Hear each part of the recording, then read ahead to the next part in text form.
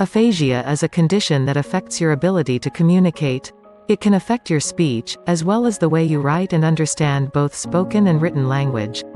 Aphasia typically occurs suddenly after a stroke or a head injury, but it can also come on gradually from a slow-growing brain tumor or a disease that causes progressive, permanent damage.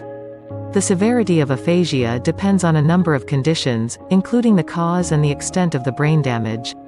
Once the cause has been addressed, the main treatment for aphasia is speech and language therapy. The person with aphasia relearns and practices language skills and learns to use other ways to communicate. Family members often participate in the process, helping the person communicate. Aphasia is a sign of some other condition, such as a stroke or a brain tumor.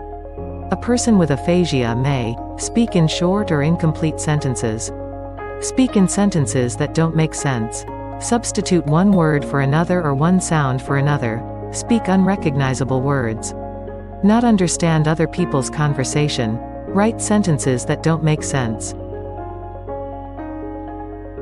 People with aphasia may have different patterns of strengths and weaknesses. Expressive aphasia. This is also called Broca's or nonfluent aphasia. People with this pattern of aphasia may understand what other people say better than they can speak. People with this pattern of aphasia struggle to get words out, speak in very short sentences and omit words. A person might say, "Want food," or "Walk park today." A listener can usually understand the meaning, but people with this aphasia pattern are often aware of their difficulty communicating and may get frustrated. They may also have right-sided paralysis or weakness.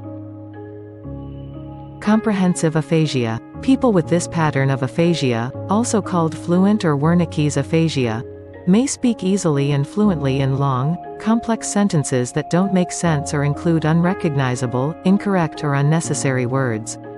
They usually don't understand spoken language well and often don't realize that others can't understand them. Global aphasia. This aphasia pattern is characterized by poor comprehension and difficulty forming words and sentences. Global aphasia results from extensive damage to the brain's language networks. People with global aphasia have severe disabilities with expression and comprehension. Because aphasia is often a sign of a serious problem, such as a stroke, seek emergency medical care if you suddenly develop difficulty speaking, trouble understanding speech, difficulty with word recall, problems with reading or writing. The most common cause of aphasia is brain damage resulting from a stroke, the blockage or rupture of a blood vessel in the brain. Loss of blood to the brain leads to brain cell death or damage in areas that control language. Brain damage caused by a severe head injury, a tumor, an infection or a degenerative process also can cause aphasia. In these cases, the aphasia usually occurs with other types of cognitive problems, such as memory problems or confusion. Primary progressive aphasia is the term used for language difficulty that develops gradually.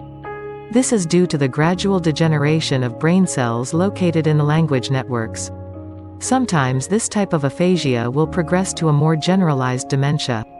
Sometimes temporary episodes of aphasia can occur. These can be due to migraines, seizures or a transient ischemic attack. Atia occurs when blood flow is temporarily blocked to an area of the brain. People who've had atia are at an increased risk of having a stroke in the near future.